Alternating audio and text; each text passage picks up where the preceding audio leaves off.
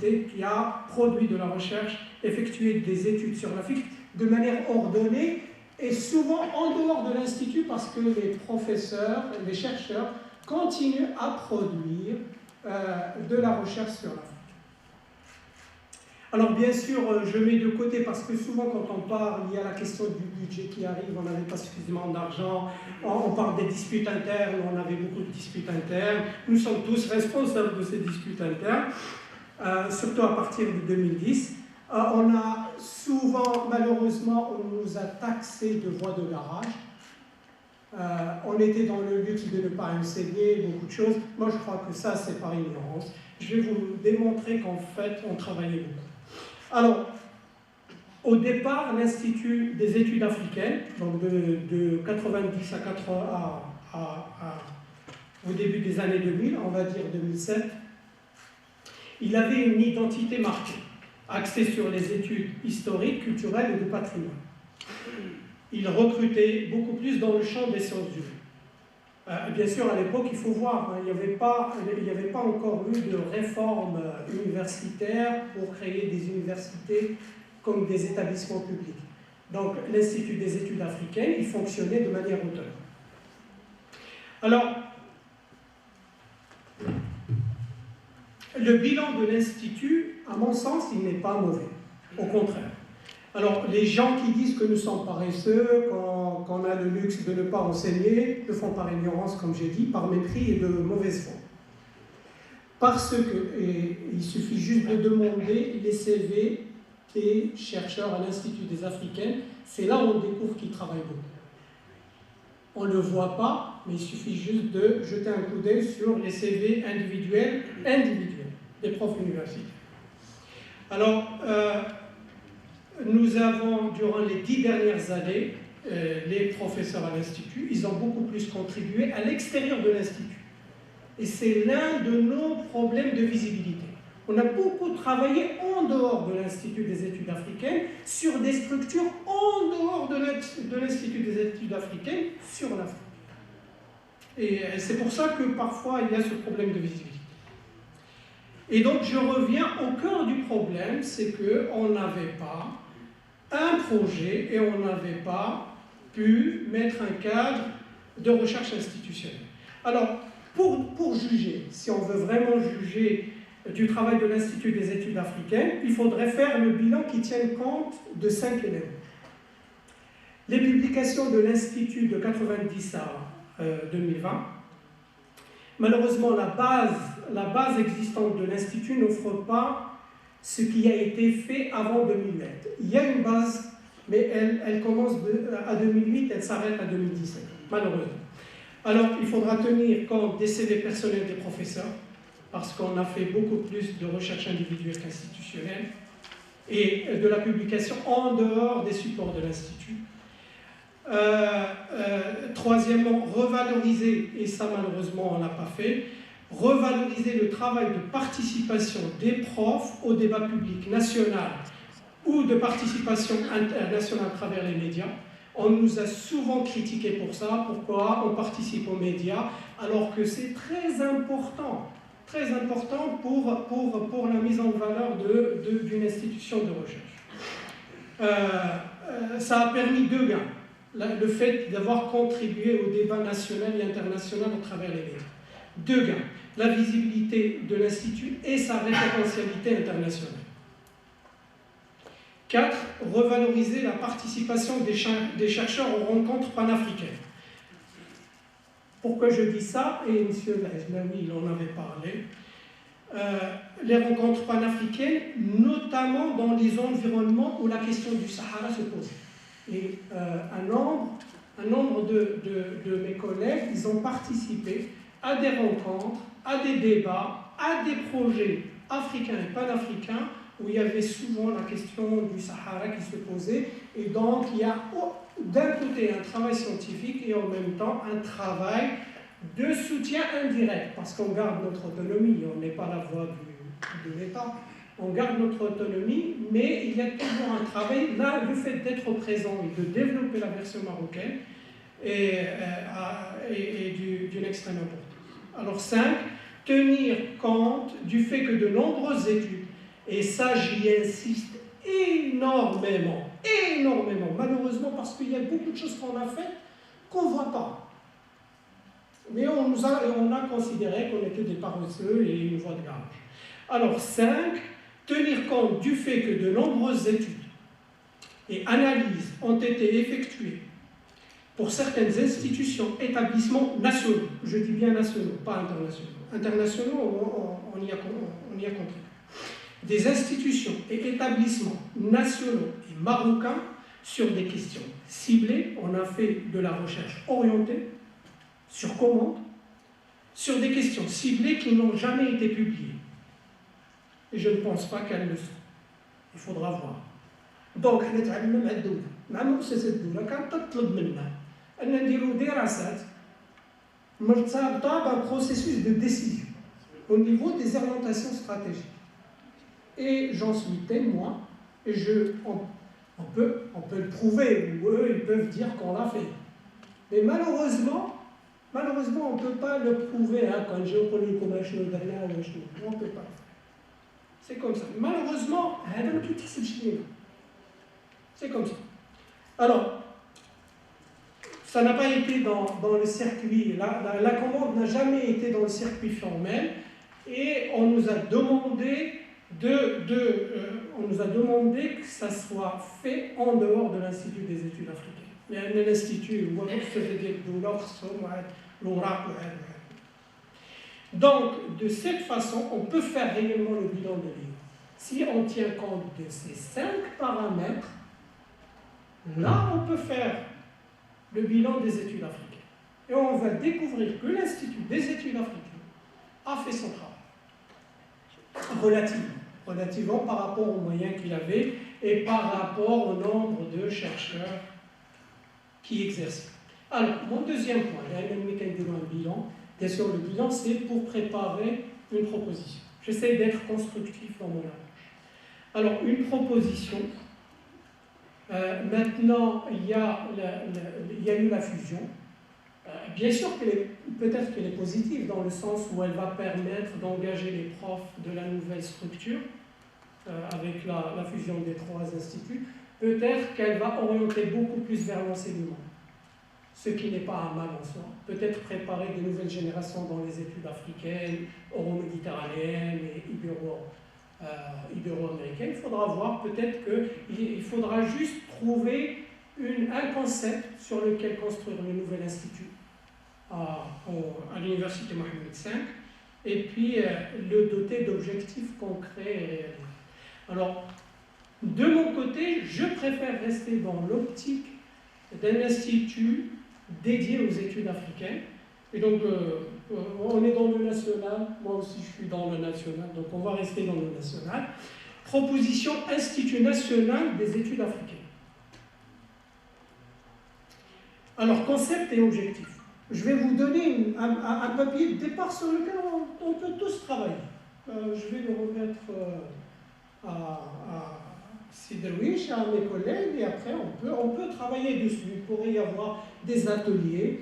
Là, on peut continuer, deuxième étape, des ateliers, faire engager tous les spécialistes des études africaines, des praticiens, ceux qui sont intéressés aux études africaines, et sur des ateliers, faire monter un peu la sauce et pouvoir développer un concept qui soit plus solide que cette simple proposition de départ.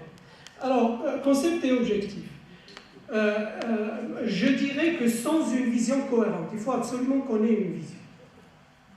Sans une vision cohérente de ce que nous voulons faire, nous, c'est-à-dire chercheurs et État marocain, sans une vision cohérente de ce que nous voulons faire des études africaines, donc nous, chercheurs, praticiens, intéressés, société civile ou associations qui s'intéressent au développement de la recherche de l'enseignement au Maroc, et de ce que l'État surtout veut.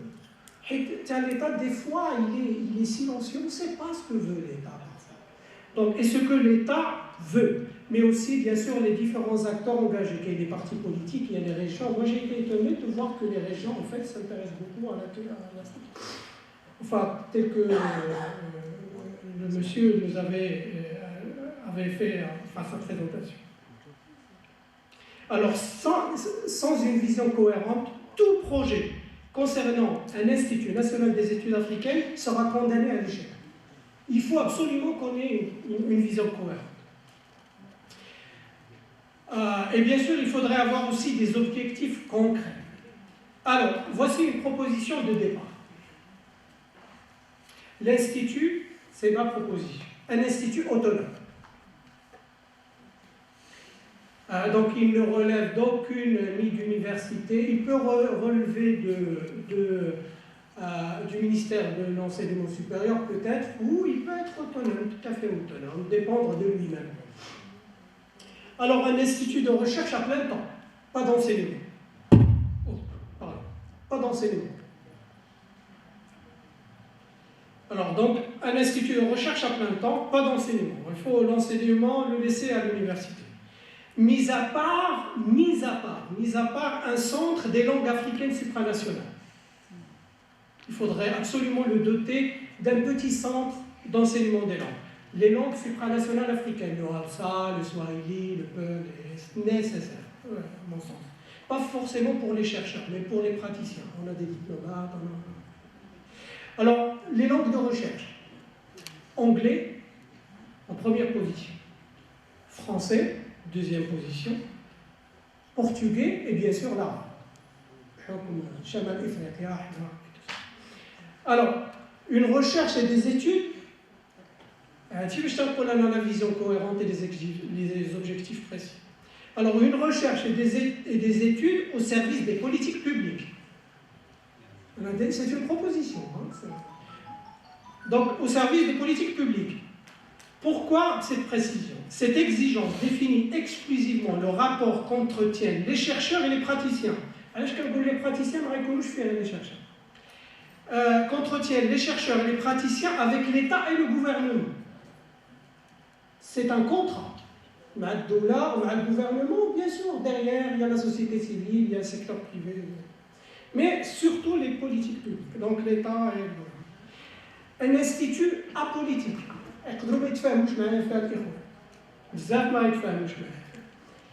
Apolitique, il n'est pas politique, il n'a pas de couleur politique. Pourquoi? Parce que les appartenances politiques et idéologiques doivent être laissées à l'extérieur. Bien sûr, chacun il a ses convictions et tout ça, mais à ce niveau-là, les appartenances politiques et idéologiques doivent être laissées à l'extérieur. À l'extérieur, il peut faire ce qu'il veut. Alors, elle promeut de la recherche empirique. L'Institut promeut de la recherche empirique. Alors, il donne des orientations nationales. Il est très intéressant. Il donne des orientations nationales au niveau. Il donne aussi des orientations nationales au niveau de la recherche sur l'Afrique, mais sur aussi l'enseignement. Il peut aussi aider dans ce sens. Alors, surtout, il constitue une banque de données nationale sur l'Afrique. Il a fait un gros problème. J'espère que la proposition du directeur de la bibliothèque, elle va aller dans ce sens, qu'on ait une banque de données sur l'Afrique marocaine ou existante au Maroc. Très important, surtout marocaine. Bien sûr, avec la capacité, l'Institut, il aura la capacité de mettre en réseau les différentes structures universitaires et non universitaires. Il y a un centre sur lequel on peut construire avec ce qui se passe dans les autres universités. Bien sûr, il va permettre au niveau académique de positionner le Maroc au niveau panafricain. Il y a un hiatus au niveau de la chaîne, c'est qu'on n'a aucune entité de recherche ou d'études qui permet au Maroc de se positionner dans les différentes structures panafricaines qui s'occupent d'enseignement, de recherche, de beaucoup de choses. On a un vrai problème là-dessus.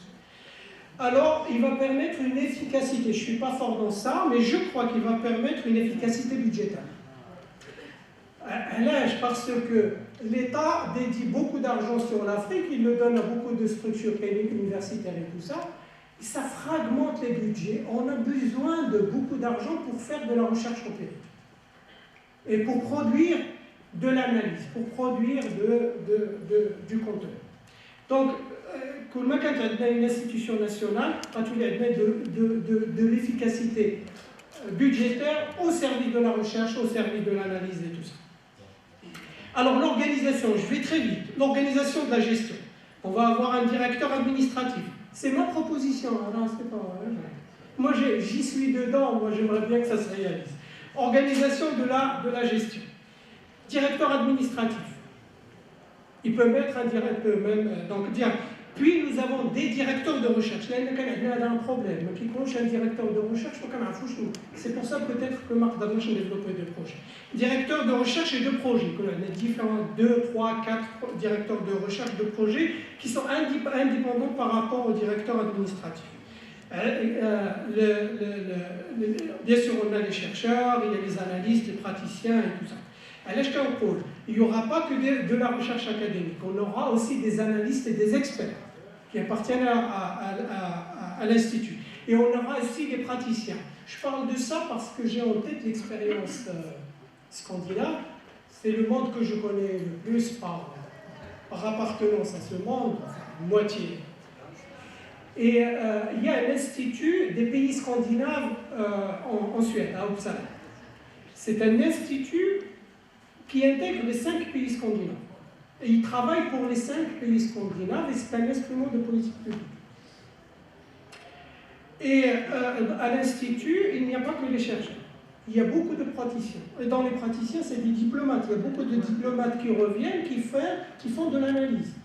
Des spécialistes, des diplomates spécialistes de l'Afrique, ils viennent pour 2 ans, 3 ans et tout ça, ils font des études. Il y a des journalistes spécialistes de l'Afrique. Et il y a des analystes au quotidien qui font ce qu'on appelle la veille, je vais revenir. Alors, organisation de la recherche, je crois que moi je propose par exemple une recherche par cluster. Les clusters, ça permet la mise en grappe de différentes spécialités qui travaillent non pas en cloisonnement, enfin des thématiques qui fonctionnent ensemble avec des chercheurs qui fonctionnent ensemble. Alors, on appelle ça des clusters et tout ça. Je propose par exemple comme point de départ 4 clusters. Dans la recherche, في l'Institut. On a beaucoup d'idées, mais on n'est pas parvenu à les mettre de les concrétiser. Un cluster, énergie, climat et environnement. Un autre cluster, eau, agriculture et agroalimentaire. Ils vont fonctionner comme ça, c'est des clusters de recherche qui ont des spécialistes dans le domaine. Un autre cluster, santé et pharmaceutique. Un autre cluster, un troisième, il y a des idées, mais après on peut voir. L'important c'est d'avoir des idées en tête sur lesquelles on peut travailler. Dynamique socioculturelle, migration et l'histoire. Un autre cluster, très intéressant. Il y a des clusters qui n'apportent pas d'argent, d'autres clusters ils peuvent apporter de l'argent au niveau de l'expertise. Un cluster politique étrangère, géopolitique et défense. Un dernier cluster, économie verte et bleue, grands projets structurants et matières premières. Tu connais des clusters, mais c'est économie, non, c'est des clusters sur lesquels on peut. Alors, bien sûr, que va produire l'Institut? De la recherche fondamentale. Là, je reviens sur la proposition d'El-Ajlaoui que nous sommes des universitaires, il y aura des universitaires qui vont avoir l'autonomie de l'analyse et de la parole. On n'est pas la voix de l'État, mais on peut travailler aussi pour améliorer les politiques publiques de l'État et du gouvernement en matière de politique africaine. Alors, il y aura de la recherche fondamentale, elle est nécessaire parce qu'elle permet d'ouvrir une perspective sur les 10-20 prochaines années. Avec de la recherche, on peut voir, on veut se dire, oui, les grandes orientations pour l'Afrique, elles vont là. L'État doit partir dans ce sens. De la recherche orientée, c'est là où il y a bien sûr les études et les rapports ciblés sur, qui vont permettre un processus de prise de décision. L'État est engagé sur certaines thématiques qui lui sont, sur certains problèmes ou questions qui sont d'urgence. On peut produire de la recherche orientée sur ça. Il va faire de la veille et de l'analyse. Il y a beaucoup de profs qui avaient proposé ça. On doit se doter d'une cellule de veille et d'analyse en continu, le suivi des événements, la veille au quotidien, mais la veille, une veille permanente. كتعرف ديما تتبع شنو واقع كيفاش كيكونوا des discussions et bien sûr avec des formulations d'analyse correctes par rapport à ce qui se passe dans le continent. Il peut héberger de la recherche parce qu'il y a de la recherche qui se fait à l'extérieur de l'Institut au Maroc. Il peut l'héberger et la soutenir. Ça, c'est très important. Ça permet la convergence de tout ce qui se fait sur l'Afrique au Maroc au niveau d'IAL. Alors, bien sûr, il faut un forum de débat et de discussion sur l'Afrique. Il peut être aussi une plateforme, site d'information. Malheureusement, site d'information, des blogs, des rencontres. C'est là où les journalistes peuvent être recrutés et les journalistes ont leur place dans cet institut. Alors, les ressources humaines, je termine avec ça. Il y aura des universitaires et des experts analystes. Et bien sûr, les universitaires, bien sûr ceux qui vont travailler là-bas, dedans, et bien sûr, on ne part jamais à la retraite quand on est spécialiste de l'Afrique. Jamais. Alors, il y aura des praticiens. Darouri, malheureusement, on n'est pas dans ce sens-là. Il faudrait aussi qu'à l'Institut, que des diplomates viennent travailler, faire des recherches, faire des études, faire des analyses, les cadres sectoriels spécialisés, des gens de la société civile qui travaillent par exemple au niveau je ne sais pas, au niveau des associations de développement, au niveau par exemple les droits de l'homme, il y aura une demande là-dessus, beaucoup de choses. Des journalistes, c'est très important d'avoir des journalistes en permanence dans un tel institut, qui se spécialisent sur l'Afrique, et bien sûr c'est eux qui vont pousser pour dynamiser des débats, des forums, des rencontres, et bien sûr les doctorants, et merci. Voilà.